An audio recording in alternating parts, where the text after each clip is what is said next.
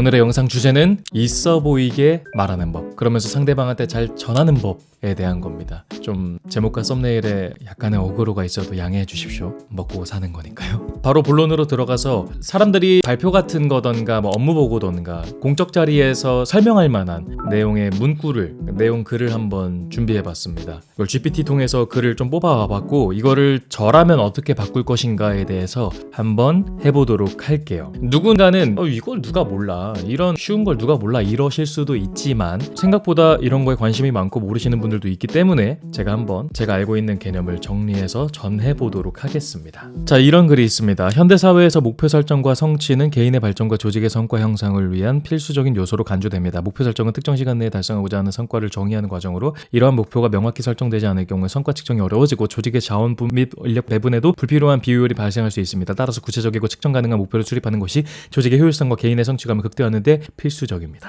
이렇게 되어 있어요. 굉장히 빠르죠? 네, 매우 잘했습니다. 자, 일단 첫 번째 말씀드리고 싶은 거는, 상대방한테 있어 보이게 근데도 전달을 잘하고 싶다라고 한다면 저라면 어떻게 할까 하면은 긴 문장을 최대한 끊어요. 그래서 전 이렇게 할 것 같습니다. 현대사회에 블라블라블라블라 하고 필수적인 요소로 간주됩니다라고 하는 긴 줄 있죠. 한국말은 주어, 목적어, 서술어 순으로 보통 되어 있잖아요. 근데 우리 뭐라 합니까? 한국어 들으면서 한국말은 언제까지 들어봐야 된다? 그죠? 끝까지 들어봐야 된다. 왜 그런 말을 할까? 끝에 보통 핵심이 있다고 생각을 해요. 그래서 글을 길게 쓰는 경우를 보면은, 저도 그렇지만 대부분 다 우리가 막 주절주절 횡설수설하다가 하고 싶은 말을 마지막 쪽에 담는 경우가 많더라고요. 그래서 전 이렇게 할 것 같아요. 현대사회에 라고 하는 서두와 필수적인 요소라고 하는 마지막 말미를 그냥 빨리 붙여버려요. 그러면 굉장히 컴팩트해요. 그냥 깔끔해지죠. 현대사회에 필수적인 요소가 있습니다. 깔끔해졌죠? 이 한 문장이. 그리고 아까 굳이 표현하면 목적어 자리, 그 중간 자리였었던 뭐 목표 설정과 성취 뭐 블라블라 있죠? 얘네를 그 다음에 그냥 집어넣는 거예요. 쉽게 비유하면 정확하진 않습니다. 주어 서술어를 먼저 앞에 박아버리고 목적어를 뒤로 빼서 얘를 한 문장으로 또 짧게 만들어주는 거예요. 현대사회에 필수적인 요소가 있습니다. 목표 설정과 성취죠. 이러면 사람이 어떤 심리를 갖고 있나 떠올려보면은, 현대사회에 필수적인 요소가 있다 라고 깔끔하게 전달해버리면 뭘까? 약간 이런 퀴즈를 푸는 느낌이 들어서 재미가 늘어요. 근데 그게 목표 설정과 성취죠. 지금 조사 같은 불필요한 핵심 글이 아닌 것들이 많이 없어요. 목표 설정, 성취, 이것만 기억하죠. 이게 중요합니다. 너무 많은 정보를 주면은 작업 기억이라는 게 있는데, 우리가 갖고 있는 뭐 정보던가 기억 같은 거를 즉각적으로 저장하고 처리하는 능력이래요. 근데 이 용량이 제한적이라고 합니다. 그래서 일반적으로 한 번에 4개에서 7개 단위를 담을 수 있는 것으로 알려져 있다. 그러니까 즉 사람이 너무 많은 생각을 한 번에 하게 만들면은 이해가 안 된다. 그래서 어느 날 막 뭐 듣다가 놓쳐가지고 딴 생각하게 되는 경우들 있죠. 네, 그런 거예요.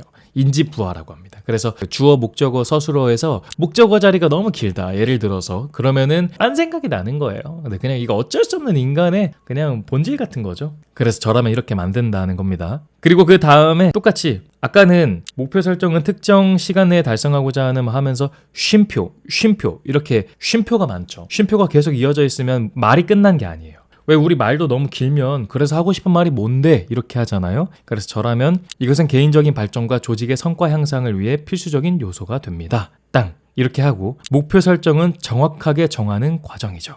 땅 이렇게 할 것 같아요. 그리고 그 다음에 여기를 말하고 싶은 게, 여기서 하면은 아까 어려웠던 말에서는 목표 설정은 특정 시간 내에 달성하고자 하는 성과를 정의하는 과정, 이게 좀 있어 보이지만 저는 있어 보이면서 잘 전달하려고 하는 게 이번 영상의 목적이잖아요. 있어 보여요. 뭘로 표현하면 있어 보이냐면, 우리 흔히 말하는 판교어, 요즘은 좀 외국어 외래어가 약간 섞인 듯한 말을 쓰면서 기술적인 분야를 말할 때, 근데 그거보다 더 오래된 판교어는 뭐냐? 한자어. 한자가 결합된 말들은 원래 조선시대든 잘 봐보면 선비의 언어잖아요. 고위층의 언어이기 때문에 한자어를 쓰면은 격식 있어 보이고 좀 더 높은 위치, 이런 느낌을 연상한단 말이죠. 근데 이거의 단점은 뭐냐면, 사실은 이해할 수 있는 사람이 많이 없어요. 그래서 저라면 목표 설정은 특정 시간 내에 달성하고자, 이런 한자어들 바꿔서 언제까지 내가 무엇을 이루고 싶은지, 달성하고자 하는 성과를 이루고 싶은 것, 이렇게 바꿀 수가 있겠고요.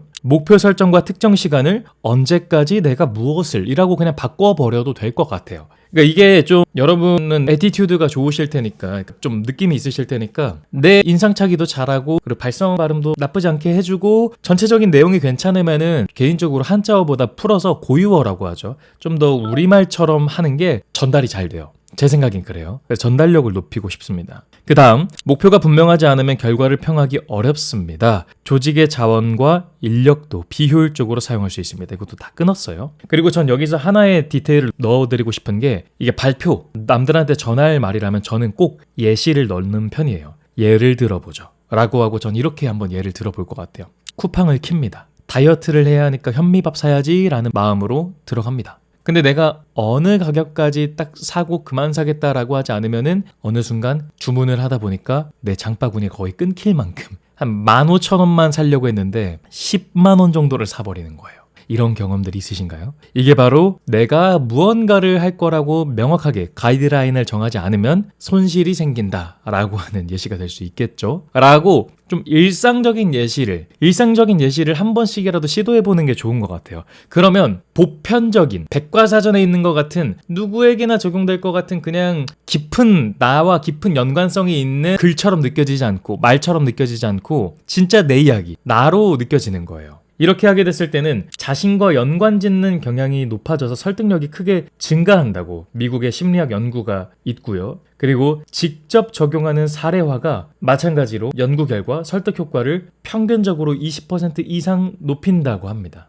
더 신뢰 있는 개념으로 그리고 더 공감 가는 내용으로 이해한다고 해요. 그래서 저라면 이렇게 예시를 들 것 같고 그 다음에 따라서 구체적이고 측정 가능한 목표를 수립하는 것이 조직 효율성과 개인의 성취감을 극대화하는 데 필수적이다 라고 한 다음에 마지막을 전 이렇게 할 것 같아요. 이처럼 구체적인 목표 설정은 개인에게도 단체에게도 중요합니다. 라고 아까는 좀 더 불분명하고 덜 구체적이었어요. 아까는 어떻게 했냐. 첫 글은 따라서 구체적이고 측정 가능한 목표를 수립하는 것이 조직의 효율성과 개인의 성취감을 극대화하는 데 필수적이다. 너무 한자어가 많으니까 진짜 나한테 도움이 되는 거야? 좀 애매하지만 저라면 이처럼 목표 설정을 구체적으로 하면 너에게도 너의 단체에게도 중요해 라고 탁 던지면 훨씬 쉽게 있어 보이면서도 쉽게 잘 전달되고 내용이 함축된다 라는 생각을 합니다. 그리고 마지막으로 약간 엔딩 느낌으로, 엔딩은 원래 약간 여운이 있어야 맛있잖아요. 그래서 전 이렇게 할 것 같아요. 이루고 싶은 게 무엇인지 안다면 이루고 싶던 무엇인가를 얻을 수 있는 힘을 가지게 될 겁니다. 오늘의 발표 마치겠습니다. 마지막 말은 약간의 그냥 추가적인 기교죠. 근데 만약에 발표다, 그러니까 좀 원맨쇼 형태다라고 하면 전 이렇게 넣을 것 같아요. 이런 건 이제 굳이 표현하면 수사법, 글을 꾸며내는 학문에 관련된 기술에서는 아마 대구법이라고 불러도 될 것 같아요. 운율이 좀 있죠. 비슷한 거를 배치해가지고 이렇게 말을 하는 거. 또 예를 들어 케네디의 취임사를 보면은 나라가 당신을 위해 무엇을 할 수 있는지를 묻지 말고 당신이 나라를 위해 무엇을 할 수 있는지 물어보십시오 라고 하는 거던가.